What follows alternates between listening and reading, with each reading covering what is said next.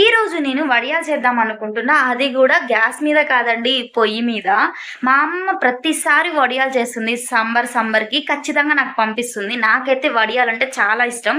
మీలో ఎవరికైనా ఇష్టం ఉంటే ఖచ్చితంగా నాకు కామెంట్ జేయండి. అయితే ప్రతిసారి మా అమ్మమ్మ వడియాలు చేస్తదని చెప్పాను కదా!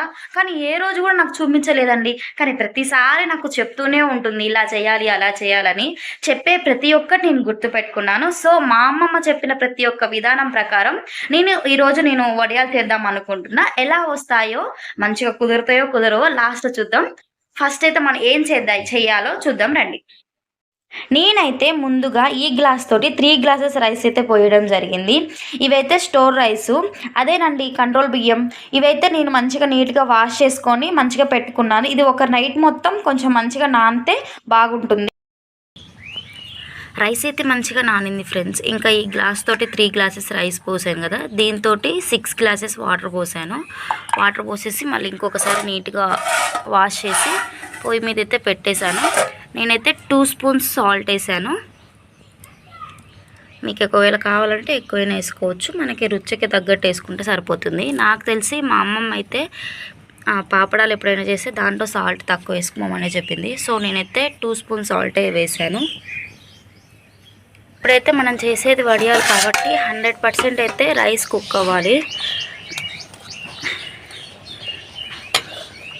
నాకు తెలిసి ఇది ఒక 50% కుక్ అయింది. ఇంకొక 50% అయితే మనకి అయిపోతుంది. ఇప్పుడు దీంట్లో అయితే కొంచెం జీలకర్ర,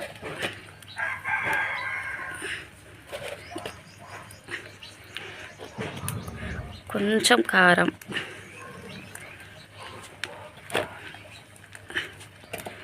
వేసి మంచిగా మిక్స్ చేయడమే. నేనైతే మొత్తం మిక్స్ చేశాను మంచిగా. ఇది ఇంకొక 10 మినిట్స్ అయితే అయిపోతుంది. ఇంకా కొంచెం మంచిగా ఉడకాలి, ఇంకొంచెం ఉడకాలి. 90% అయితే ఉడికింది. ఇంకొక 10% ఉడికితే సరిపోతుంది. మొత్తానికైతే అయిపోయింది ఫ్రెండ్స్. ఇంకా ఇది ఇప్పుడు దీన్ని అయితే మనం దీంట్లో వేడివేడిగానే పెట్టేసి ఇక్కడ మనం ఒత్తేయడమే. ఇక్కడ కూడా నేను మొత్తం ప్రిపేర్ చేసి పెట్టేశాను. ఇది వచ్చేసి ప్లాస్టిక్ది. దీని మీద వేస్తే కొంచెం మంచిగా వస్తాయని చెప్పింది మా అమ్మమ్మ. నేను ఇంకో ప్రాసెసింగ్లోకి వెళ్ళిపోవాలి. నేనైతే దీన్నైతే మంచిగా మిక్స్ చేశాను. ఇంకా మిక్స్ చేసి ఇప్పుడు మనం కారచుట్లు వేసుకునే దాంట్లో పెట్టేసి ఇంకా దీన్ని మనం ప్రెస్ చేయడమే. ఇది పెట్టడం కూడా చాలా వేడివేడిగానే పెట్టాలంట. ఎందుకంటే ఇప్పుడు ఇది మనకు ఒకవేళ రాకపోయినా కూడా ఇట్లా వేడివేడిగా పెట్టడం వల్ల బాగా వెండిన తర్వాత తొందరగా వస్తుందంట, మనకు కొంచెం రిస్క్ లేకుండా. సో ఇది మొత్తం చేసిన తర్వాత నేను ఇంకా దీన్ని మొత్తం సూర్యుడికి అప్పగించేసేయాలి. ఎందుకంటే ఇంకా నెక్స్ట్ ప్రాసెసింగ్ మొత్తం సూర్యుడే చూసుకోవాలి కదా. సో ఇది బాగా ఎండితేనే మనకి చాలా క్రిస్పీగా వస్తాయని చెప్పింది అమ్మమ్మ. సో ఇంకా నేను పెట్టడం అయితే స్టార్ట్ చేశాను. నా ఫస్ట్ వన్ అయితే ఇంకా కంప్లీట్ అయిపోయింది. నాకైతే చాలా చెయ్యి పెయిన్ అనిపించింది. ఎందుకంటే కొంచెం రైస్ కాబట్టి తొందరగా దిగదు కదా. సో అది మొత్తానికైతే కంప్లీట్ చేశాను ఫస్ట్ వన్ అయితే. ఇంకా సెకండ్ వన్ అయితే నేను ప్రిపేర్ చేసుకుంటున్నాను. ఇంకా నేను థర్డ్ వన్ కూడా మొదలు పెట్టేశాను. ఇది నాకు పెట్టడానికి 20 మినిట్స్ టైం పట్టింది. బట్ ఇది నాకు పెట్టడం ఏమో కానీ కొంచెం లైట్గా టెన్షన్ అవుతుంది. అంటే మంచిగా వస్తుందో రావట్లేదో అని చెప్పేసి. ఫస్ట్ టైం చేస్తున్నాను కదా. సో నాతో పాటు మీరు కూడా లాస్ట్ వరకు చూడండి అసలు ఎలా వస్తాయో అని చెప్పేసి. అయితే మీకు చెప్పడం మర్చిపోయాను, నేను మధ్యలో సోడా ఉప్పు వేయడం మర్చిపోయాను. అమ్మమ్మని అడిగితే పర్లేదు ఏం కాదు అని చెప్పింది. నాతోటైతే కొంచెం రిలాక్స్ అయ్యాను. ఇంకా ఇదైతే లాస్ట్ వన్ ఫ్రెండ్స్. చేయడం అయితే మొత్తం అయిపోయింది. నేను ఎంతో చేశాను అనుకున్నా కానీ కొన్నే వచ్చినాయి. చూడండి నేనైతే చాలా ఎగ్జైటింగ్గా ఉన్నాయి ఎట్లా వస్తాయో అని చెప్పేసి. ఇంకా అయితే అయిపోయింది ఫ్రెండ్స్. ఇంకా చూడడమే లాస్ట్కి ఎలా వస్తాయో. ఇంకా ఇవైతే మంచిగా ఫుల్ డ్రై అయిపోయినాయి. ఇంకా సూర్యుడికి అయితే 100కి 100% మనం అయితే ఇవ్వచ్చు మార్క్స్. యాక్చువల్గా ఏంటంటే నేను డ్యూటీకి వెళ్తాను కదా. సో మా మమ్మీ తీసేసి దీన్ని స్టోర్ చేసింది. ఒకసారి మనం దీన్ని ఆయిల్ డీప్ ఫ్రై చేసి చూద్దాం ఎలా వస్తాయో. ఆయిల్ అయితే పెట్టేశాను ఫ్రెండ్స్. ఆయిల్ అయితే చాలా హీట్ కావాలి, ఎందుకంటే మనం రైస్తో చేసాం కాబట్టి. కొంచెం హీట్ అయిన తర్వాత దీన్ని మనం సిమ్లో పెట్టుకుంటే సరిపోతుంది. కొంచెం పెట్టేశాను ఫ్రెండ్స్. ఆయిల్ అయితే చాలా హీట్ కావాలి, ఎందుకంటే మనం రైస్తో చేసాం కాబట్టి.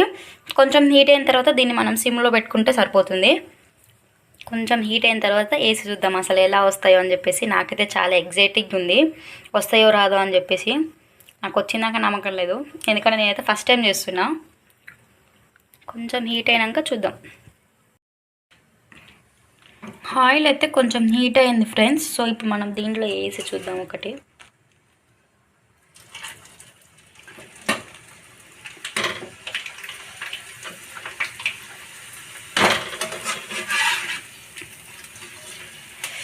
వావ్, సూపర్ వచ్చినాయి ఫ్రెండ్స్. అసలు చూడండి ఎంత బాగా వంగుతున్నాయో.